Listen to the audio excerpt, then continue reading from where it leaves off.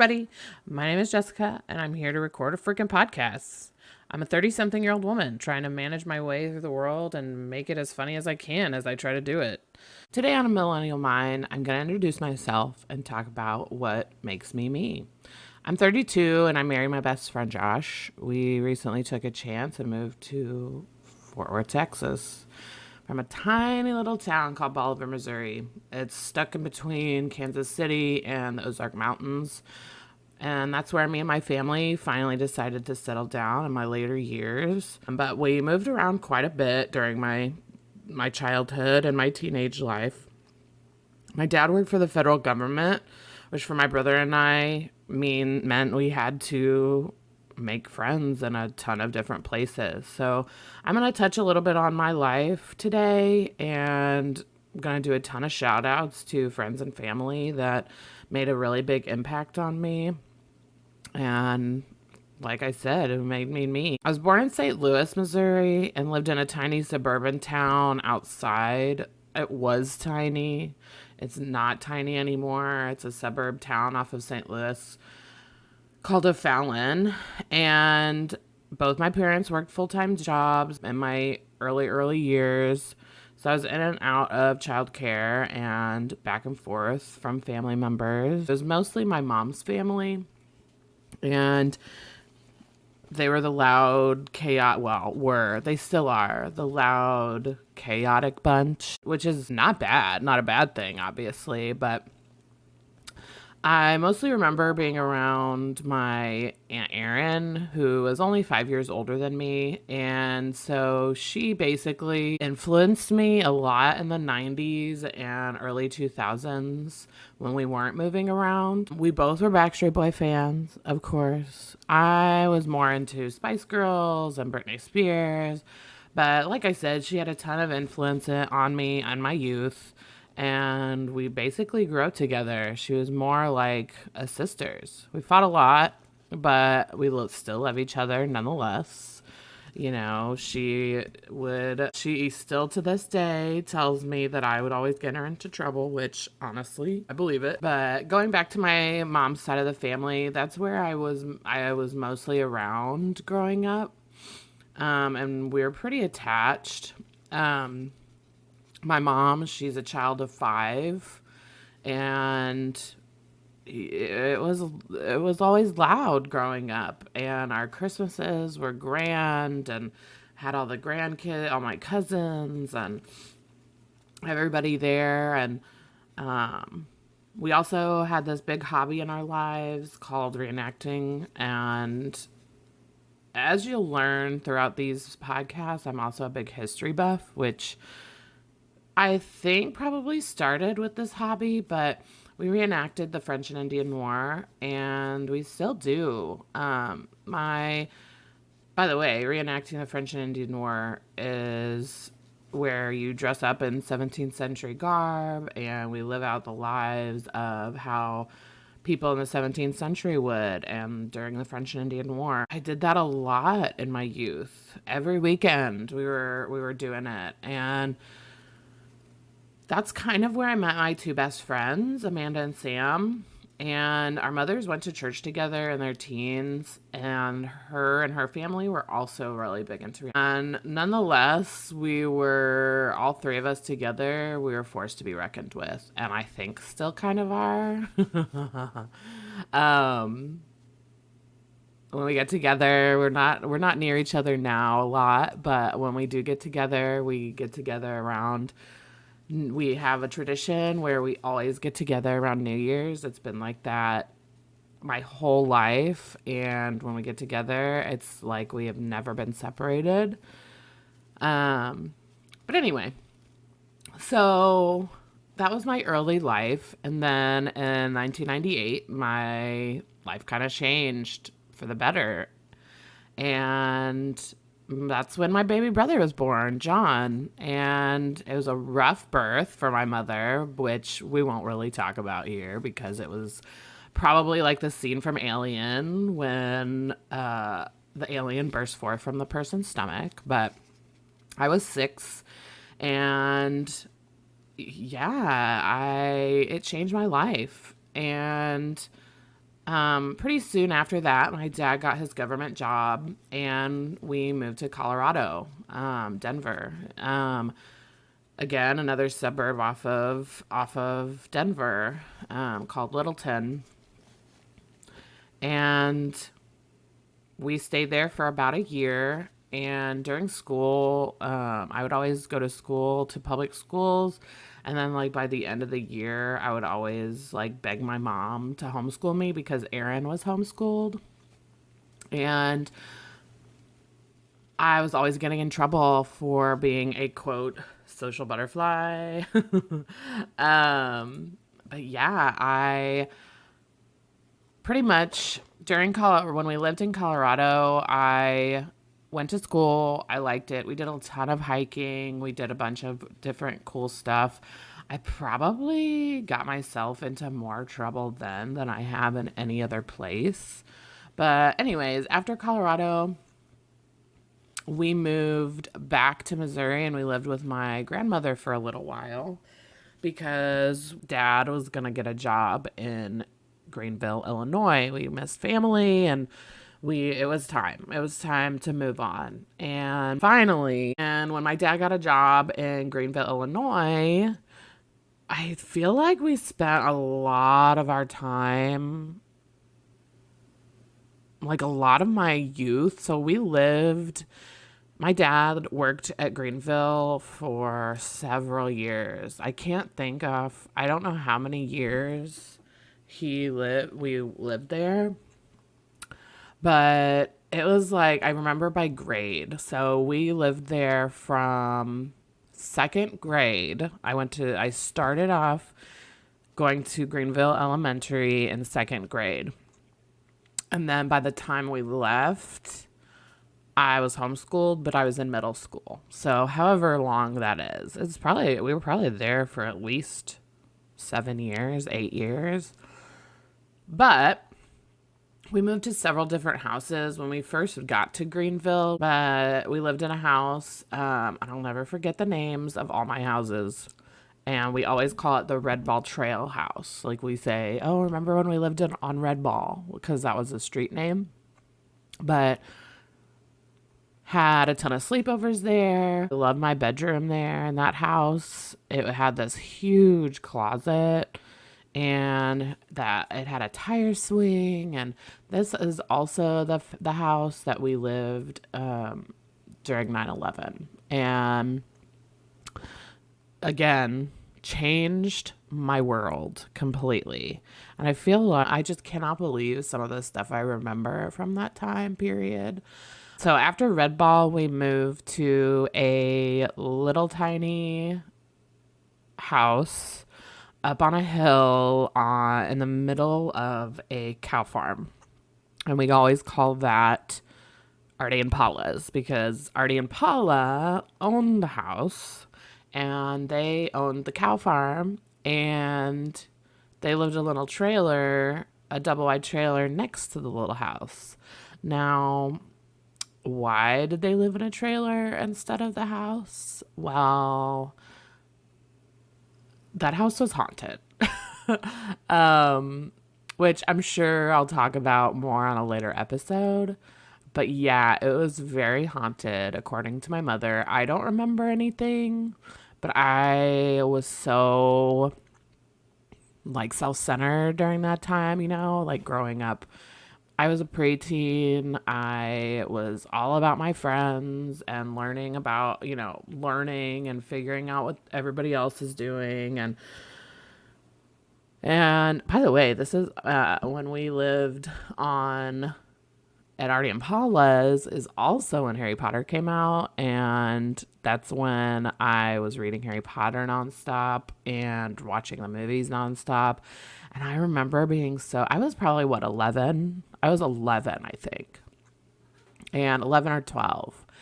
And this is when I wanted to be a witch and was totally involved in all the Harry Potter stuff. So I probably was paying no mind to any of it. But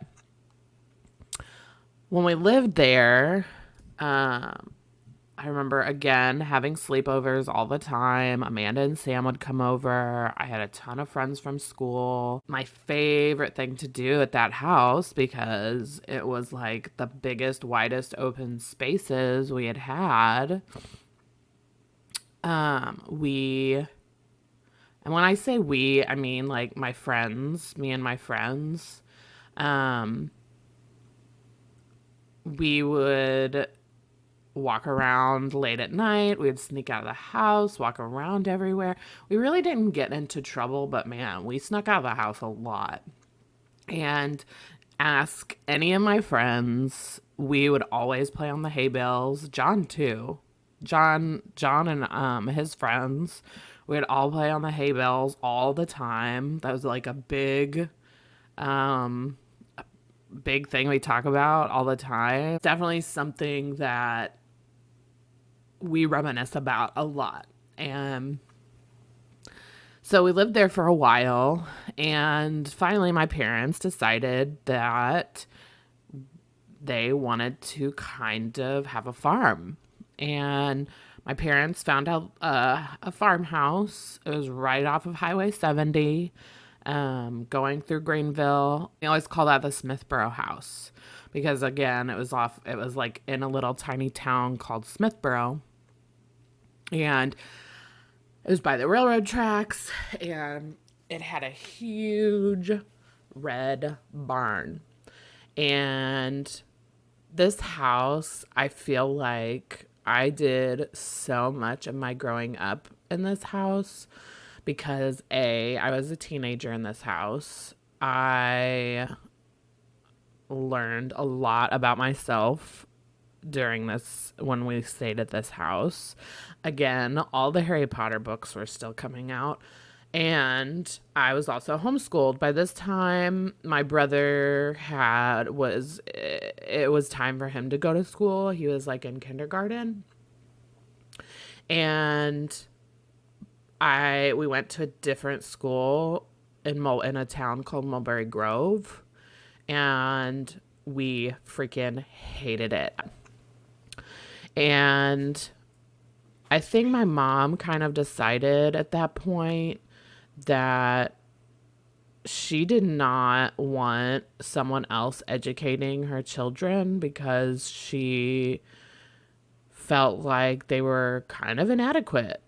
You know, the public school system in tiny little towns, they are not, I'm sorry, this is a hot take, but they are not very good educators. They just aren't. And at least they weren't. They weren't in the early 2000s, you know. And this was probably about 2006, 7. And my mom was like, you know what? I'm not doing this. And we jumped into being homeschooled. And I loved it. I loved being homeschooled. And basically, I got to learn whatever I wanted to learn. It was basically a glorified field trip all the time, but learning what I wanted to learn. And same with John, I think. He, he had a very different learning style than me. I could sit and learn and do stuff for a few hours and then be done the rest of the day, whereas he had to kind of like learn throughout the day. And there were so many different subjects that we learned about, but we also my parents were also trying to become farmers, and they were also remodeling the house. And it was just I think that was my favorite period of time in my life because I felt ultimately free.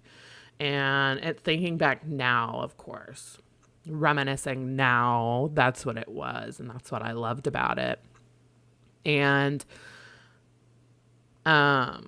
Amanda and Sam would come over. This is when their dad was deployed in Afghanistan and in Iraq, and they would come and stay like entire summers with us. And they also have two other siblings, Josh and Megan, and they would come stay for the entire summer during that point. And um, basically, we would all just farm together, and we had two horses, and we had a bunch of goats, and of course chickens, and we had ducks and geese, and it was awesome. It was really pivotal in my life. And a few years later go by, and my dad got the bug, and he was like, okay, like it's time to see if we can see if I can get a promotion, because he wasn't moving up. He wasn't getting any extra money from work. And I think by this time it was time to start making more money, because, as inflation happens, which is kind of what we're dealing with, it was time to just make more money. So he applied for a bunch. I remember him applying for a ton of different jobs around the country. And he got one in Morgantown, West Virginia. And my parents packed us up, packed the goats up, sold the house. We moved. We found a house, and we moved to the mountain to the Appalachian Mountains, however you say it. And we lived there. First of all, I was there in my teens. I was homeschooled. I was in the mountains, and this was definitely, I have to say, the hardest place we lived, because I was a teenager. I was homeschooled. I wanted to be social. And, thinking back on it now, I am a complete extrovert.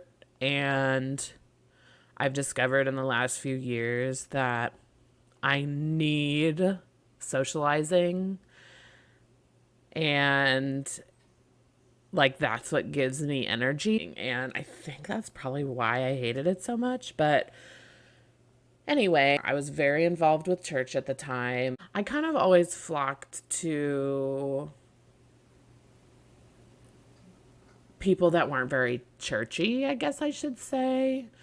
And because I wasn't, I was very, we were raised LDS. And if you don't know what that is, that's Latter-day Saint or Mormon. And we weren't really churchy per se. I had a very strong testimony at the time, but I didn't, we weren't perfect, right? And I kind of didn't want to be around perfect Mormons, because they weren't fun. At the time I was like wanting to have fun and be a little rebellious. And not that my parents really cared, but because they loved my friends. But that's where I met Sherry and Caitlin. Shout out to Sherry and Caitlin. And I had a couple other friends there too, but Sherry and Caitlin were really my rocks when we lived there. And we're still friends to this day. But yeah, Caitlin, shout out. I hope you're listening. But yeah, they both really, really got me through those couple years. And like I said, I was very involved with church, and poor Caitlin, she was forced to be involved, and we kind of drug Sherry along with us. And I know I guilted Caitlin a lot because I was like, please stay with me. But, she lived kind of farther away. And by the way, Sherry and Caitlin, how we met. So Sherry's aunt, so their family was all kind of involved with the LDS church. And Caitlin's grandmother, Sharon, she went to my church, and Caitlin would go and stay with her grandma Sharon, and 98% of the time Jerry would be with Caitlin. Yeah, we hit it off. We were all best friends, and they had this thing in West Virginia where they would have, I'm not sure why. I remember it was very fun. But thinking back on it now, like it probably wasn't very safe, but we had teen dances, like a city hall kind of thing. And dude, we had a blast, but we were bad. Not that like we drank or anything, like drank and smoked, nothing like that. But we definitely we were like cussing up a storm and listening to the most grungy music, which, hey man, I'm talking like Get Low, Lil Jon and Lil Wayne, and that's kind of when all those songs came out, those epic rap songs. And oh my God, the Black Eyed Peas came out during that time, and music became extremely influential to me. And yeah, it was a really good time, but during the winters, it was horrendous because we lived on a mountain and we could not leave. And cabin fever was real with 2 kids. And, by the way, we still had goats. We had chickens still. It was fun. We had a good time during the summer, but man, those winters, they were really, really rough. And finally, we decided again, we hated it enough to move closer to my mom's family again. I was sad because that meant we left Sherry and Caitlin, but yeah, we had to get out of the mountains. It was just time, and Dad was having a really hard time at work, and so Dad took a lateral, which means he was kind of demoted, and guess where we went? Springfield, Missouri. And I think we fell in love. We must have, I don't know if we fell in love or if that's just where we decided to stay, but we moved to Lockwood, which was our favorite house. Ask any of us. That was our favorite house. It was huge. We had a huge barn again. We had another big barn. This was my high school house. I went to high school in Lockwood, and I loved it. It was very hard. You ask my parents, and it was the worst years of their lives, but I think me and John really loved it. But like I said, we did have a really hard time, but this is where I was most social. I was playing sports. John was playing sports. I dove into playing softball. I met 2 more of my best friends there. Shout out Barbara and Joanne. And many others. Samantha Woodruff. Paige. Shout out to Paige. She was a really good friend. It was a very small town, so there's like a ton of people that we knew, and everybody wanted to come to my house on the weekends because it was big. And we had a barn, it was just, we had a trampoline and it was awesome. We had a great time and that's when the recession of '08 happened and um some other dark stuff happened when we lived there and by the way, this time was also when social media was coming up and out, and I got my first boyfriend when I lived in Lockwood, and yeah, it was definitely memorable, but it was also a struggle. So we had to move once again in what, '08, '09. And of course, I was upset because I was graduating. I was there, you know, '09 is when we moved because I was graduating in 2010. And at this point, Barbara had moved on to college. She was a year ahead of me.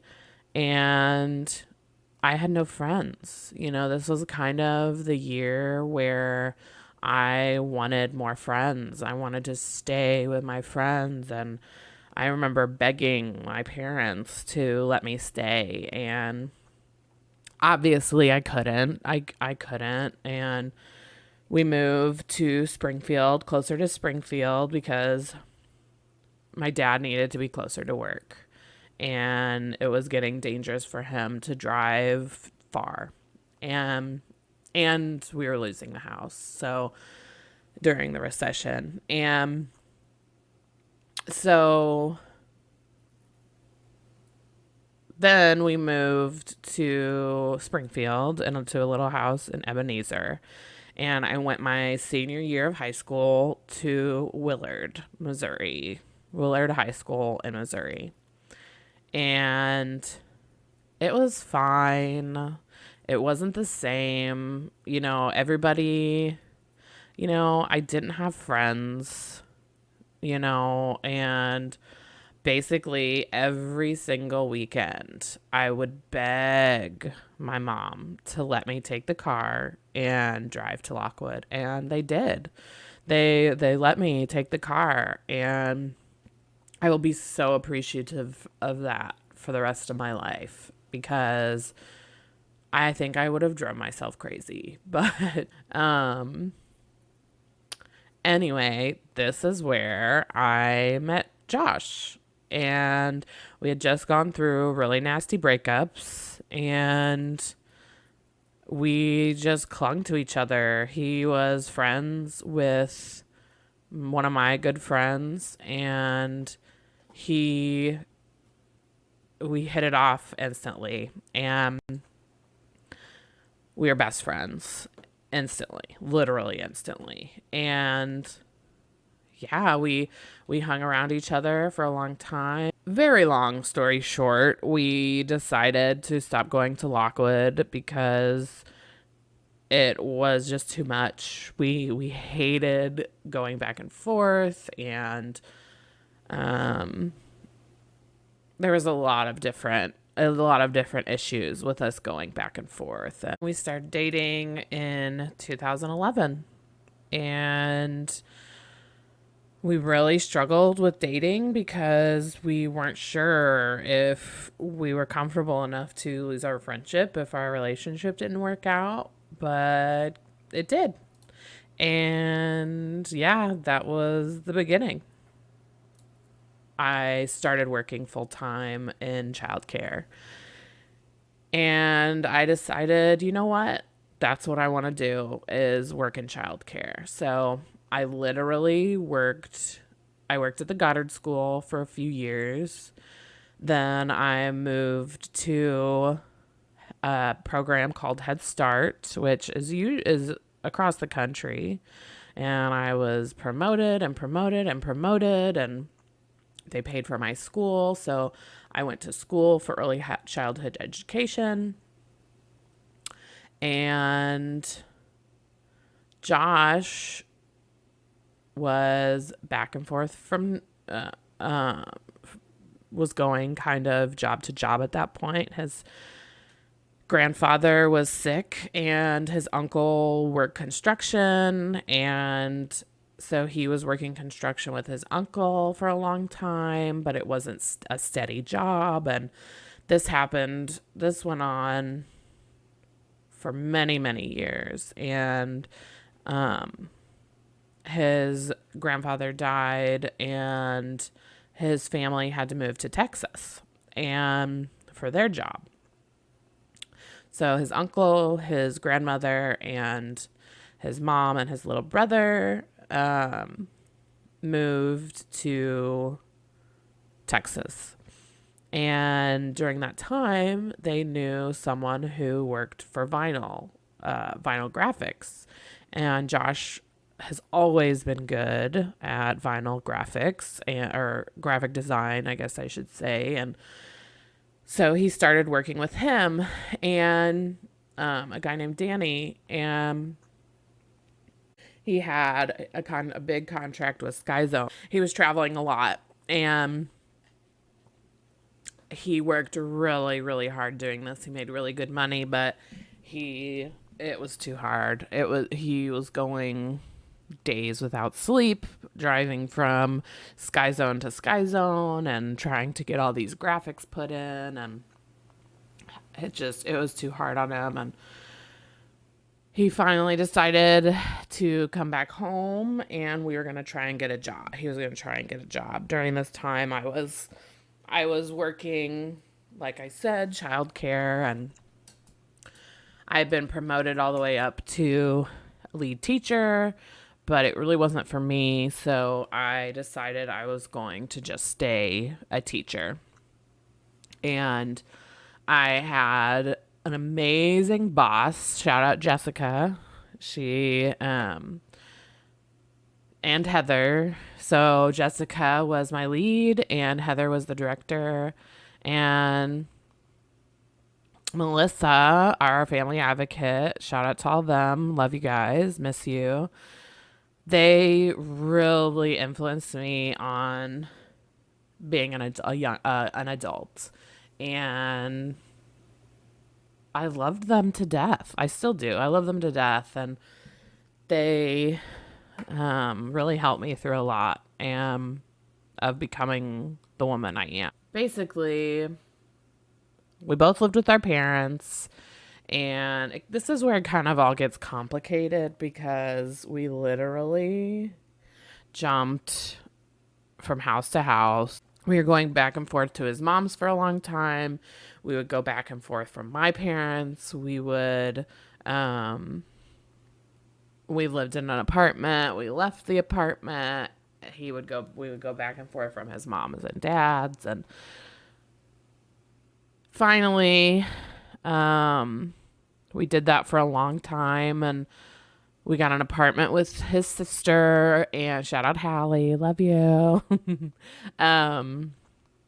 And she had my nephew while we lived in that apartment, and after that, we went our separate ways. I went and lived with my parents. And at this point, I think Josh was going to school part-time and working part-time, doing graphic design freelance. And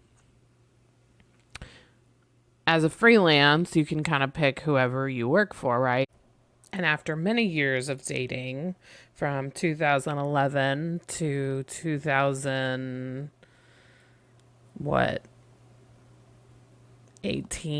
17, we got married in 2018, got engaged 2017. So after 7 years of dating, we finally got married, and it was the best day of my life. So I decided to leave Head Start, and I started nannying.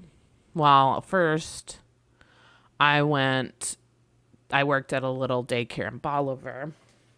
And that's where I met Jamie and Ryan. Shout out to them as well. And I nannied their little girl. And that was during COVID. And it was really hard. COVID was really hard on all of us, but we made it. And yeah, during that whole time we lived with my parents, and we knew that there was more, and we were going to buy a house, but that fell through, and it was really hard on us. And so Josh decided, we decided together that, you know what, screw it, let's move. And we moved to Fort Worth, Texas to live with his family. And he works still as a graphic design freelance. And I work at I work at a little postal store called Global Post, and I have an amazing, amazing boss. Shout out Ray. They're amazing. And yeah, now I'm loving life. We have an apartment. We have 4 cats, and we're doing great. And like I said, I've always wanted to do a podcast, but I never really had the equipment or the time or the money or the place.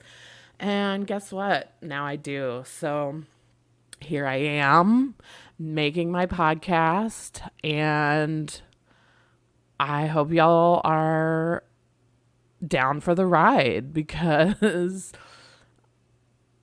I don't know. We'll see. I hope y'all are ready, because I have a lot in store. Sorry this took so long to get out, but here we are. I did it, and I hope you guys enjoyed. And if you have any questions, let me know. I hope you enjoyed listening, and if you didn't, give me some pointers. I love to hear feedback. You can follow me on all the socials at The Millennial Mind or Jessica Flowers. I'll talk to you later. Bye.